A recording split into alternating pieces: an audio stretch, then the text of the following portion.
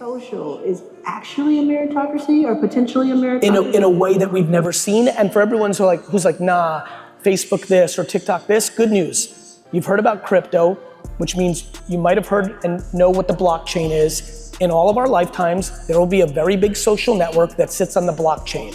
What that will mean is that nobody owns it.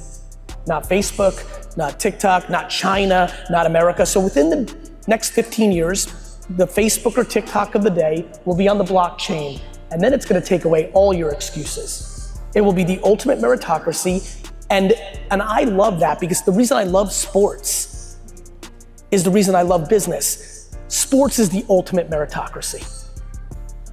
It's the ultimate. You could talk all you want about how good you are in tennis. If you lose 6-0, if you talk all about how good you are in basketball, you lose 11-0 one-on-one, there's no hiding. Even entrepreneurship, there's hiding because people say, I exited my business. Yeah, underwater, you know? Most of the world is not meritocracy, right? When someone gets fired from a job and they come home and they tell all their friends and family, my boss was a jerk, that's why I got fired, we all believe them. We don't know that they sucked. They're our friends and family. We're like, yeah, fuck that guy, right? So that's hidden. School's bullshit. That's not a meritocracy. We just all know that. We've all lived now. We understand that straight A's doesn't mean it's gonna be a win, right? Governments are not meritocracies. Like, you've got sports and you've got business. It's one of the biggest reasons I get mad at OG entrepreneurs when they become 70, 80, 90, and they start taking their big money and trying to change laws to make it good for them.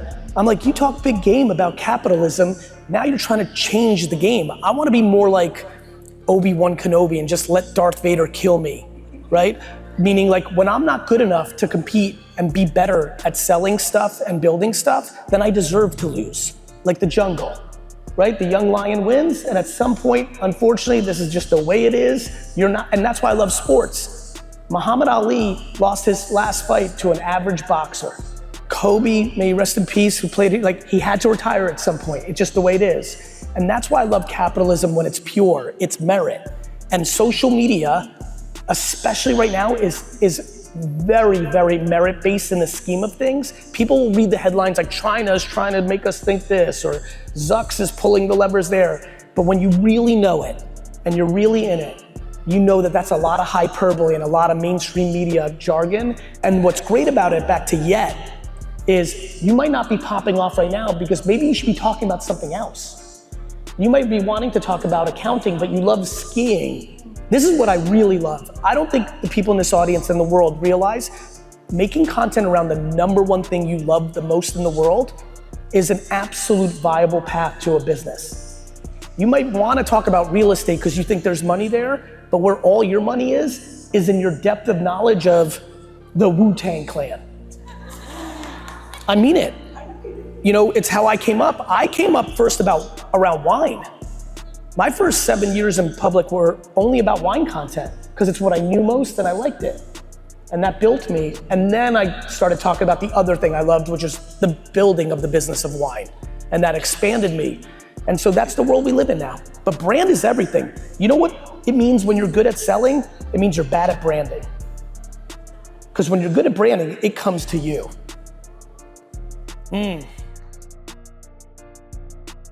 Describe a little bit about what happens inside your head on a day-to-day basis. A lot. It's fucking crazy in here. I think gratitude is the first thing that comes. I think the reason I'm able to deal with a lot of chaos is I think I have my chaos in perspective. So the reason, and that was very sweet of you, but like the reason it's important to me to say what's up or give a hug or talk for a quick second and meet and greet or say hello to everybody is I think humility is incredibly underused by people who've been fortunate. I am aware of what I've accomplished professionally. I also don't believe that that makes me better than. I'm proud of it. I'm glad I'm a good entrepreneur. I'm glad that I'm a good communicator. I'm glad that I put out positivity in the world at scale in a world where very few people have the courage to do that because it comes along with a lot of baggage. I'm proud of all those things, but none of that makes me think that my time is more important than someone else's.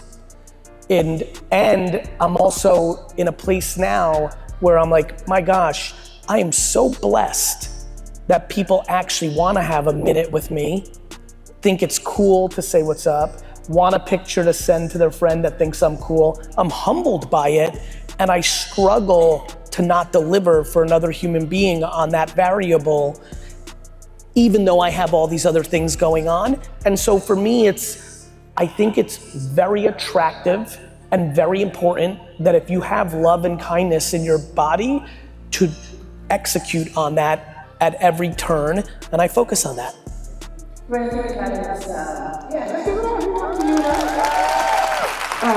way I think about it, and it doesn't happen all the time because you're human, but my take on it is, I've been in a position where I ran up to somebody and they made me feel stupid for doing that. And I never want to make somebody feel stupid or wrong for saying hi to me. So I try to give everything. That moment is theirs. The people around me that are closest to me are even frustrated with me at times because they feel for me, because they know what's actually happening in this nanosecond. I just still have not been able to figure out how not to disappoint in that scenario. And so, look, I think for all of us, no matter what you're doing, parent, principal, project manager, entrepreneur, my big thing is like, if you just try to actually do good, there's just a lot of value in that. And I think at the end of the day, it's important, and I try to do the best I can on it.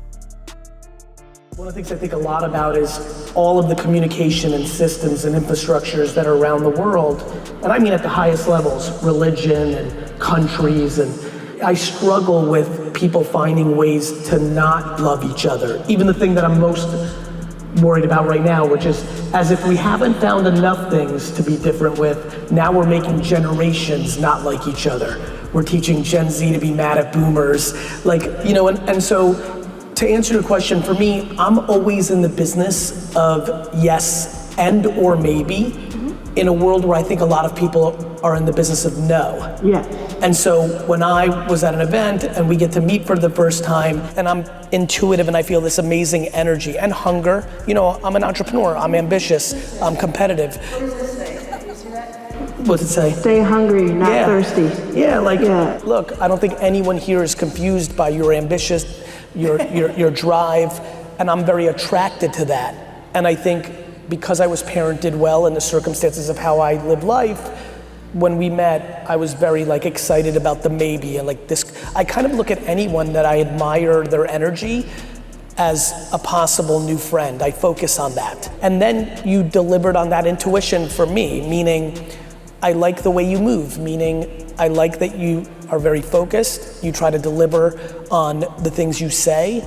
You, like any human being in this audience, and the two of us up here, when you're met with the inability to deliver on something or a struggle or a left turn, I think you focus on accountability and just moving forward. And so